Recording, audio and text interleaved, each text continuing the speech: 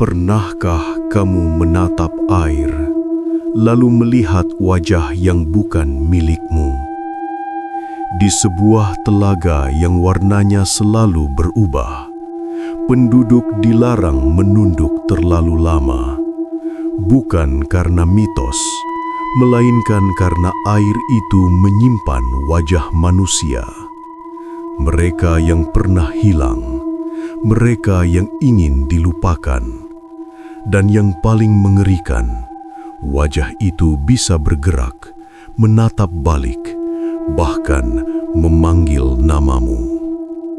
Seorang pemuda melanggar larangan itu, dan sejak hari itu, cermin tak lagi memantulkan dirinya. Karena telaga warna tidak membunuh siapapun, ia hanya mengganti mereka. Di kaki pegunungan yang jarang disebut dalam peta, terdapat sebuah telaga yang airnya selalu berubah warna. Pagi ia kehijauan, siang membiru pucat, dan malam hitam seperti tinta yang menelan cahaya. Warga desa sekitar menyebutnya Telaga Warna, namun tidak ada seorang pun yang berani mandi atau memancing di sana. Bahkan burung enggan terbang rendah di atasnya. Konon, telaga itu tidak pernah memantulkan langit. Jika seseorang berdiri di tepinya, yang terlihat di permukaan air bukan awan atau matahari, melainkan wajah. Wajah yang bukan miliknya. Raka pertama kali mendengar kisah itu dari kakeknya, seorang penjaga hutan yang kini telah meninggal. Sebelum wafat, kakek berulang kali berpesan agar Raka tak pernah mendekati telaga itu, apapun alasannya. Air itu menyimpan sesuatu yang tidak mau dilupakan, katanya dengan suara parau. Namun larangan seringkali justru menjadi undangan. Setelah kakeknya dimakamkan, Raka kembali ke desa dengan rasa hampa. Ia ingin melihat telaga itu sekali saja, bukan karena berani, melainkan karena ada sesuatu yang memanggilnya, seperti ingatan yang bukan miliknya. Saat Raka tiba di tepi telaga, udara mendadak dingin, angin berhenti, permukaan air tenang, terlalu tenang, seolah menunggu. Ia menunduk perlahan, dan detik itu juga jantungnya serasa berhenti berdetak. Di dalam air, ia melihat wajah seorang perempuan. Matanya terbuka, menatap lurus ke arahnya. Bibirnya bergerak pelan, seakan mengucapkan nama Raka, padahal ia belum pernah bertemu perempuan itu seumur hidupnya. Sejak hari itu, Raka tak pernah nyenyak. Setiap kali memejamkan mata, wajah perempuan di telaga muncul kembali. Kadang tersenyum, kadang menangis, kadang membusuk perlahan seperti mayat yang terlalu lama terendam. Anehnya, tidak ada rasa takut yang dominan. Yang ada justru rasa rindu yang tidak masuk akal. Raka mencoba mencari jawaban di desa. Namun, setiap kali ia menyebut Telaga Warna, percakapan langsung terhenti. Wajah-wajah menegang. Ada yang berpura-pura tidak mendengar, ada pula yang langsung pergi. Hanya seorang perempuan tua bernama Mak Sari yang akhirnya berbicara. Dengan suara gemetar, ia mengatakan bahwa telaga itu dahulu adalah tempat pembuangan, bukan pembuangan sampah, melainkan pembuangan manusia. Orang-orang yang dianggap membawa aib, rahasia, atau kutukan akan diserahkan ke telaga. Mereka tidak mati, kata Mak Sari lirih. Mereka disimpan. Telaga warna dipercaya menyerap wajah dan ingatan mereka.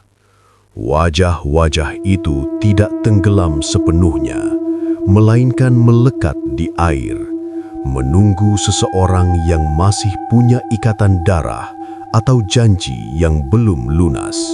Raka merinding. Ia teringat wajah perempuan itu. Ada kemiripan samar dengan ibunya yang meninggal saat ia kecil. Garis mata yang sama, tatapan yang serupa.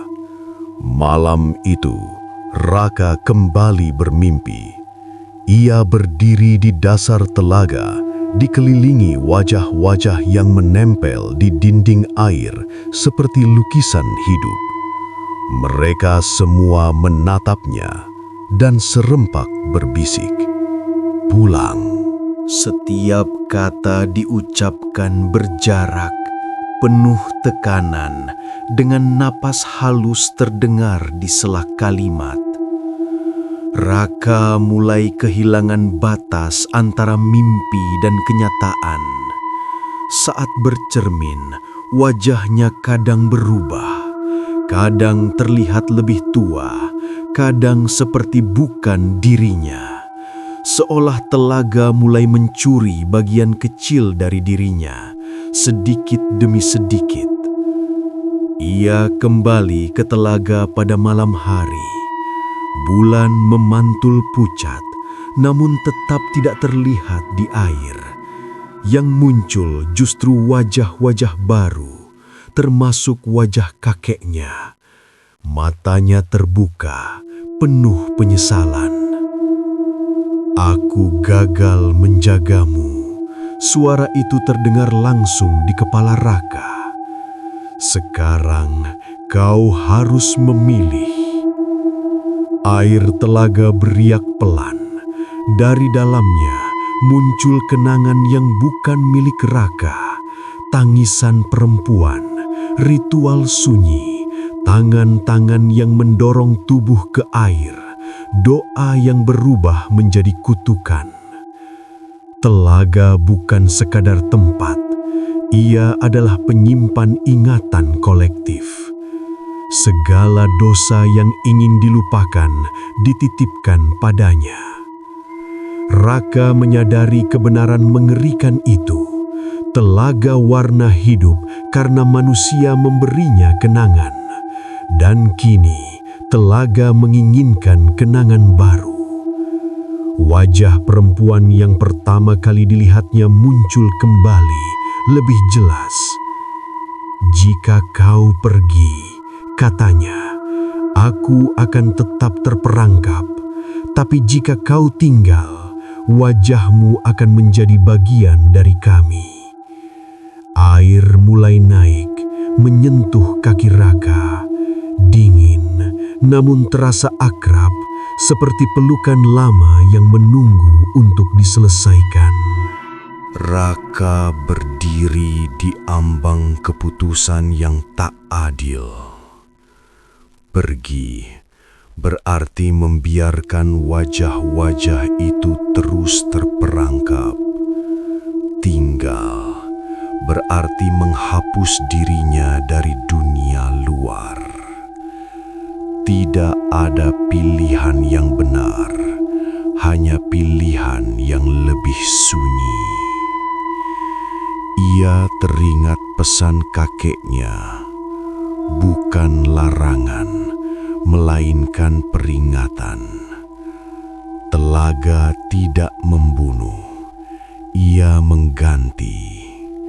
Seseorang yang masuk tidak benar-benar hilang, tapi juga tidak pernah kembali utuh. Raka melangkah mundur, menolak panggilan itu. Seketika, telaga bergolak, wajah-wajah berubah marah.